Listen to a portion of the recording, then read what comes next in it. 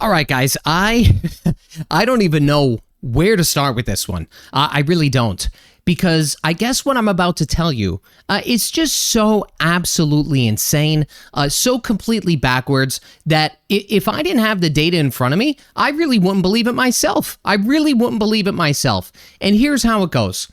There have been over 1,500 criminal cases dismissed in Massachusetts. Okay? Gone. These are violent offenders that are out there and they are walking amongst us. That's right. They are walking free.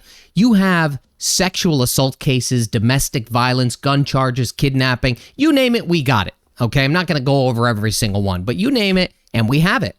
All these people, they've been dismissed. And our governor, Maura Healey, the one who loves to talk tough on crime, tough on accountability, and tough about public safety, well, she's sitting on quite a bit of money. Okay, she's sitting on quite a bit of money in the rainy day fund, upwards of $8 billion. Now, you're probably wondering why I'm going to bring that up. I'm going to touch on that a little bit later in the video to tie this together. But here's how it goes. The entire justice system in this state is collapsing. Okay, it's collapsing as we speak here right now. And what's happening is this. As we speak, okay, and I took a look at the numbers, guys. These numbers are so catastrophic that we are making other states' disasters look competent by comparison, okay? That's right. Yes, I pulled data from other states, of course, that may have had similar circumstances happen. So I'll do my best to kind of walk you through what's going on, because hearing a number of 1,500 doesn't really mean anything until you add some ammunition or some context to it. You see what I'm saying? Because this is one of the most predictable catastrophes in Massachusetts history. And when I say predictable, I mean we watched this train coming down the same tracks for over 20 years, and nobody did a damn thing to stop it. So here's what happened. Since May of this year, Massachusetts has been operating without a functioning criminal defense system, okay? We have absolutely no criminal defense system basically right now, because the bar advocates, these are basically private attorneys who handle about 80% of the indigent defense cases in the state. Well, they walked off the job, all right? They just pieced out of the job. They're gone, okay? This is like a work stoppage or something like that. They stopped taking new cases. But when 80% of your system just disappears overnight, things tend to fall apart really quickly, okay? Really quickly. And, you know, I'll do this, okay? I want to apologize here for a second. I want to be fully transparent. I knew that this was going to happen before it actually happened, okay? I got a phone call from an attorney. He explained to me what was going on. And at the time, yeah, I was listening to him, but at the time, I was naive because I thought that this, you know, I knew this was bad, but I didn't think it was going to escalate this far. I made the mistake of thinking that the state would have done the right thing and paid them what they perceived to be what they're worth. And that was a big mistake because clearly now we have a major problem, okay? I thought the state would have stepped in and done something, but that's just not the case. So I apologize for that. But guess what? We're here now. So here we are, okay? You know, people need to know what's going on. This is a massive problem, guys, and here's why. The Supreme Judicial Court, they had to invoke something, and I think I'm pronouncing this correctly. I'm not an attorney, but it's called the Lavallee Protocol. Now, to be fair, I had no freaking clue what this even meant, all right? I had no clue. I had to look this up, but it goes like this. If you are sitting in jail without a lawyer for 7 days, guess what happens next? They let you go. And if you're out on bail without a lawyer for 45 days, your case gets dismissed, period. So there have been over 1,500 cases that have been dismissed so far, okay? Think about this number for a second, okay? Because you need to think about the people, all right? Domestic violence cases, sexual assault, gun charges, assault and battery with a dangerous weapon, kidnapping, drug trafficking, you name it, we got it, all right? All of the above. And by the way, on October 22nd, There was over 155 criminal cases dismissed in Boston Municipal Court in one single day. 155 cases. These people, they're out there walking amongst us. It's almost as if we want to turn Massachusetts into a PvP zone by the end of the year. That's how it feels to me. It's absolutely crazy. Could you look at it this way? It's one thing to talk about it, but put yourself in the shoes of some of the victims. Could you imagine what a real victim watching defendants walk out of the courtrooms, but nothing but a slap on the wrist or a legal shrug? Could you imagine this? Could you imagine being a victim of a violent crime, going through the trauma of pressing the charges, showing up in the courtroom, and watching the person who committed the crime, who hurt you, just walk away because the state couldn't get its act together? It's absolutely ridiculous. It is. It's ridiculous. So you may be like me, and you might be sitting there wondering, how the hell does something like this happen? And it all boils down to one word only. It's money. It always comes back to the money, okay? Here's how it goes. The bar advocates in Massachusetts, they get paid about $65 an hour. Now, that doesn't sound too bad. Doesn't sound too bad until you find out that it's the lowest rate in all of New England, in a state that is one of the most expensive in the country, okay? Maine pays $158. New York pays $158. New Hampshire pays between $125 to $150 an hour. Even Rhode Island pays more. I don't remember the damn number, but even they pay more. And Massachusetts bar advocates, they have not had a raise in 20 years. 20 years. So I'll be fair, I also did a little bit of research on this because I also wanted to know, is this common practice? Right? I don't know. I have to look these things up. Is this common practice to not have a raise for this type of work? And it does happen. This happened in New York, okay? But the difference between us and New York was back in 2023, New York more than doubled the rate, okay? They went from $75 an hour to $158 an hour. Our attorneys, they want $100 an hour. That is a $35 raise to bring them somewhere near the neighboring states that are paying. And you know what the legislature offered? They offered $20. They offered $20 over 2 years. That would bring them to $85 an hour by 2026. Again, I know that's decent pay, guys. All right, let's be fair. I know that's a decent pay. But in comparison, it's not decent. Okay, you got to add that context in there. And the bar advocates, obviously, they said no. So the work stoppage is going to continue. But here's my opinion, and here's some of the meat and potatoes of the problem here. Let's talk a little bit about our governor, Maura Healey. Again, she loves talking about accountability, public safety, how tough on crime that she is. But back in July, when reporters asked her whether or not she supports giving these people a raise, and this is almost verbatim, okay? She said, "I certainly support the notion that people should be paid fairly for the job that they do." But then she also said that they have a challenging budget season right now. And I'm sitting here thinking to myself, reading this, lady, this is your budget, okay? This is your budget. All right, the challenges that are in the budget, they were created by you and or the legislature, okay? Furthermore, Massachusetts is sitting on what I think maybe is around $8 billion in cash reserves in the rainy day fund. And that hasn't been touched in like a decade, I think, at least I think. So she's sitting on a mountain of cash while the justice system collapses. You can't make this stuff up. I mean, that is what's going on here. But you know, this is where it gets really good. You want to know where Maura Healey can find money? You want to know what she wants to spend money on or what she considers a priority? She spent $8 billion on a transportation plan over the next 10 years. Almost $700 million for the MBTA, their operating budget.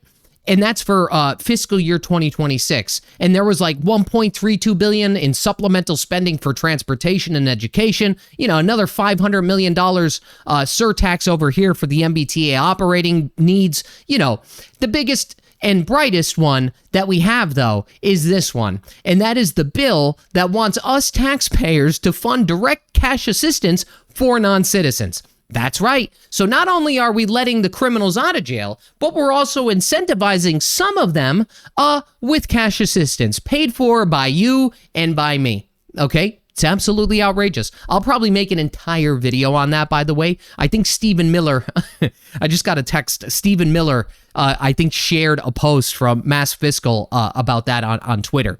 So at least our state is getting some attention, okay? Thank freaking God, okay? Thank God.